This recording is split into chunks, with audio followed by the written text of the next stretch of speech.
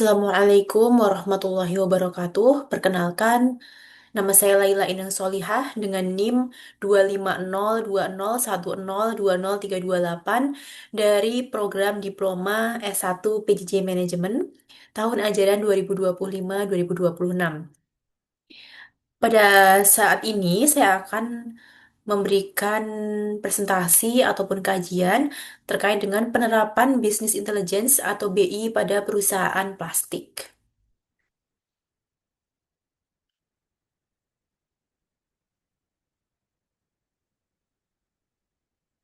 Baik, terkait dengan persoalannya yaitu perusahaan plastik manufaktur dengan produksi cup minuman yang tren saat ini mengalami perkembangan yang meningkat seiring adanya perubahan permintaan dan perilaku konsumen dalam memanfaatkan teknologi platform digital untuk berbelanja.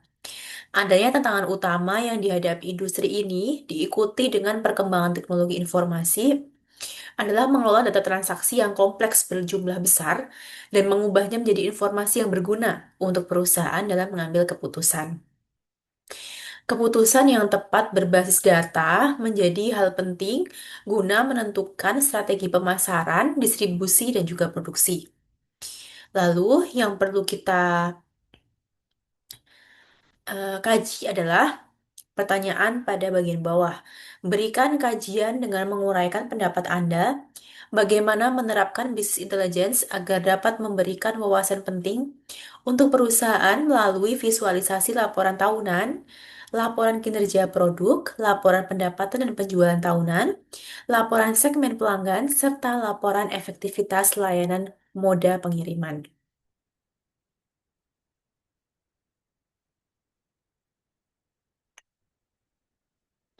Kemudian, untuk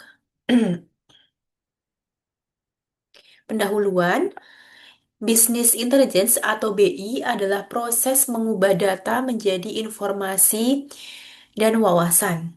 Nah, pada perusahaan plastik, BI membantu mengoptimalkan produksi, pemasaran, dan distribusi. Tujuan utamanya apa? Yaitu mendukung pengambilan keputusan yang lebih tepat tentunya dan juga dapat meningkatkan profitabilitas perusahaan atau keuntungan perusahaan. Baik, untuk apabila kita tuangkan dalam bentuk tabel laporan, ada beberapa laporan sesuai dengan yang akan kita kaji nanti. Tujuannya seperti apa, bentuk visualisasinya, serta wawasan apa yang akan dihasilkan dari laporan tersebut. Jadi, laporan pertama adalah laporan tahunan. Tujuannya untuk menilai performa keseluruhan perusahaan. Nah, bentuk visualnya adalah dashboard tahunan dengan grafik tren penjualan, laba, dan juga adanya efisiensi produksi. Wawasan yang dihasilkan adalah menunjukkan adanya pertumbuhan bisnis dan area yang perlu sekiranya diperbaiki. Yang kedua, laporan kinerja produk. Ini untuk mengukur performa tiap jenis cup minuman yang divisualisasikan dengan diagram batang atau pie chart per kategori produk. Tujuannya untuk mengidentifikasi produk unggulan dan apa saja yang perlu diinovasi. Kemudian laporan pendapatan dan penjualan tahunan untuk menganalisis arus keuangan dan volume penjualan. Divisualisasikan dengan line chart dan KPI dashboard. Wawasan yang dihasilkan adalah memberikan gambaran tren penjualan dan profitabilitas. Lalu untuk laporan segmen pelanggan, yaitu memahami perilaku dan preferensi konsumen. Divisualisasikan dengan heat map dan cluster analisis. Wawasan yang dihasilkan menentukan strategi pemasaran yang lebih personal. Dan yang terakhir adalah laporan efektivitas moda pengiriman. Ini untuk mengevaluasi efisiensi distribusi yang divisualisasikan dengan map chart dan grafik waktu pengiriman. Wawasan yang dihasilkan yaitu menemukan moda pengiriman yang paling cepat dan tentunya yang paling hemat biaya. Baik, selanjutnya adalah diagram alur bisnis intelligence pada perusahaan plastik. Jadi dari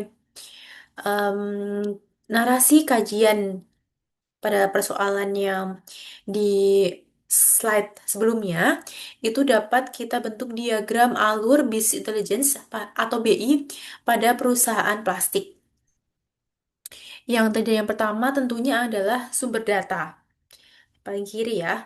Sumber data ini terdiri dari empat data. Yang pertama adalah transaksi penjualan, kemudian ada produksi dan inventory, lalu data keuangan, dan yang terakhir adalah data pelanggan ya.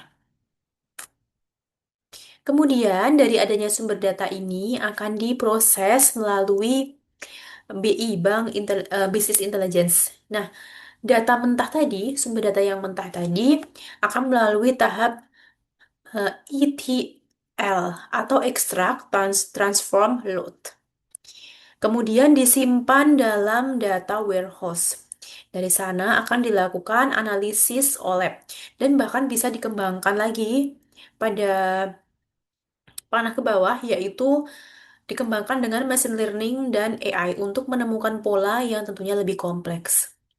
Selanjutnya, dari proses BI atau Business Intelligence ini, semua hasilnya, tahap berikutnya adalah analisis dan visualisasi. Nah, hasil olahan data ditampilkan dalam bentuk dashboard tahunan, kemudian laporan kinerja produk, kemudian grafik penjualan, dan segmentasi pelanggan. Visualisasi ini tentunya dapat memudahkan manajemen memahami kondisi perusahaan secara lebih cepat. Kemudian, semua hasil analisis dituangkan dalam laporan dan wawasan. Misalnya laporan tahunan, laporan pendapatan, analisis distribusi, hingga laporan segmen pelanggan. Nah, pada akhirnya nanti dari seluruh proses ini perusahaan memperoleh manfaat yang nyata tentunya. Yaitu adanya pengambilan keputusan yang lebih tepat, kemudian strategi pemasaran yang efektif, optimalisasi produksi dan logistik, dan juga lain sebagainya. Baik, apabila dikaji secara satu persatu berdasarkan diagram ini, kita coba kembali dulu ya. Untuk ada sumber data, kemudian proses BI, analisis dan visualisasi, serta di sini adalah wawasan ya, hasil analisis dan wawasan, laporan dan wawasan. Nah, untuk satu persatunya yaitu sumber data. Sumber data di sini terdiri dari transaksi penjualan. Transaksi penjualan itu isinya apa saja? Yaitu ada data penjualan harian, kemudian ada juga tren permintaannya seperti apa. Lalu yang kedua adalah produksi dan inventory. Untuk sumber data ini terdiri dari kapasitas produksi, stok bahan baku, dan juga barang yang sudah jadi. Yang ketiga adalah sumber data dari data keuangan. Data keuangan ini adalah laporan pendapatan, kemudian biaya operasional dan juga profit margin. Yang terakhir yaitu data pelanggan. Data pelanggan terdiri dari profil, preferensi, dan perilaku konsumen. Selanjutnya yaitu proses BI. Proses BI ini, baik kita coba lihat ya. Di sini ada ETL, Extract, Transform, dan Load. Tujuannya yaitu mengumpulkan data dan membersihkan data. Kemudian akan dikumpulkan melalui data warehouse.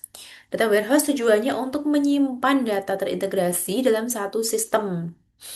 Nah, kemudian selanjutnya adalah dianalisis oleh OLAP. OLAP analisis. Tujuannya untuk menganalisis multidimensi untuk melihat pola yang ada.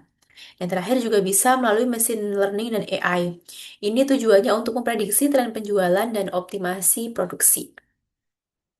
Baik, selanjutnya adalah melalui tahap analisis dan visualisasi.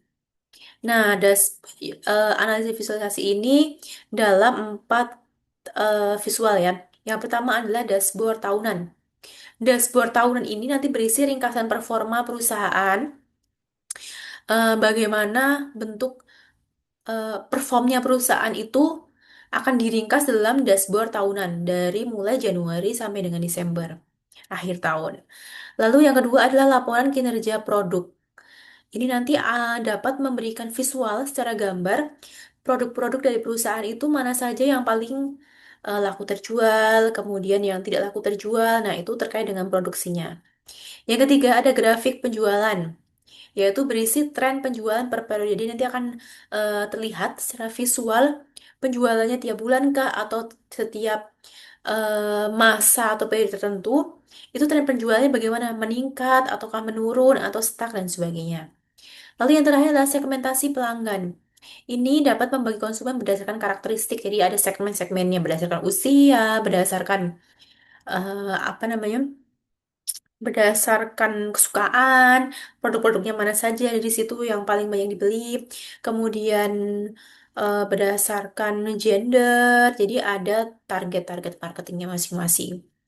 Tujuannya visualisasi ini untuk memudahkan manajemen memahami data dengan cepat karena disajikan dalam bentuk visual. Dan yang terakhir adalah laporan dan wawasan. Untuk laporan ini coba kita lihat laporan tahunan. Oke. Laporan tahunan ini berisi evaluasi perusahaan secara keseluruhan ya tentunya karena kan dalam 1 tahun. Kemudian laporan juga terdapat laporan pendapatan. Pendapatan dalam 1 tahun ini terdiri dari detail keuntungan dan juga kerugiannya seberapa. Lalu analisis distribusi. Ini adalah efektivitas jalur distribusi, baik distribusi bahan baku ataupun produk yang sudah jadi. Lalu laporan segmen, yaitu strategi pemasaran sesuai dengan target pasarnya. Jadi target marketingnya itu berdasarkan usia, kah, berdasarkan gender, atau berdasarkan wilayahnya, berdasarkan produk yang paling laku terjual, dan sebagainya. Nah, baik dari beberapa hal tadi, di perusahaan plastik tentunya Business Intelligence atau BI ini memiliki banyak sekali manfaat ya. Manfaat yang pertama adalah pengambilan keputusan tepat. Tentunya, karena dengan adanya BI ini, pengambilan keputusannya berdasarkan data, bukan hanya asumsi semata, hanya kayak seperti kira-kira dan sebagainya itu enggak, tapi berdasarkan data-data dari laporan yang divisualisasikan tadi, seperti itu. Lalu manfaat yang kedua adalah strategi pemasaran yang lebih efektif. Karena jelas dari segmentasi pasarnya itu target konsumennya lebih akurat karena ada data yang bisa terbaca. Lalu yang ketiga adalah optimalisasi produksi dan logistik. Nah, ini dapat memberikan efisiensi lebih hemat di biaya dan juga waktu. Dan yang terakhir adalah yang paling penting juga ya, dapat meningkatkan profitabilitas. Keuntungan perusahaan lebih maksimal dengan adanya eh, business intelligence. Nah, baik, yang terakhir adalah kesimpulan dari kajian perusahaan plastik dengan memanfaatkan business intelligence. Ini kesimpulannya adalah hadirnya business intelligence dapat membantu perusahaan plastik mengubah data yang besar. Data yang tadi kan sumber datanya ada lumayan banyak ya. Nah, data-data yang besar itu diubah menjadi cerita bisnis yang bermakna tentang pelanggannya, tentang produknya, dan masa depan perusahaan. Nah, melalui visualisasi laporan yang informatif dan interaktif dalam bentuk visual, manajemen dapat melihat bukan hanya apa yang terjadi saja, tetapi juga mengapa itu terjadi dan sekiranya apa yang harus dilakukan selanjutnya. Dalam mengambil keputusan, melihat data-data yang ada, yang sudah divisualkan, yang terbaca dalam bentuk laporan, itu tidak hanya melihat apa sih yang terjadi, tetapi mengapa itu sampai bisa terjadi. Itu. Dengan demikian, bisnis intelligence atau BI menjadi fondasi utama, menjadi dasar bagi perusahaan untuk tumbuh lebih cerdas, adaptif, dan berkelanjutan di era digital global ya. Dengan adanya semua serba digital ini, tentunya kita harus lebih sebagai perusahaan, sebagai owner dari perusahaan, sebagai manajemen dari perusahaan itu harus lebih cerdas mengikuti era digitalisasi supaya lebih maju dan juga memudahkan dalam bagaimana memanage perusahaan tersebut. Oke. Itu saja yang bisa saya sampaikan kajian dari perusahaan, kajian penerapan business intelligence pada perusahaan plastik. Apabila banyak salahnya saya mohon maaf. Wassalamualaikum warahmatullahi wabarakatuh.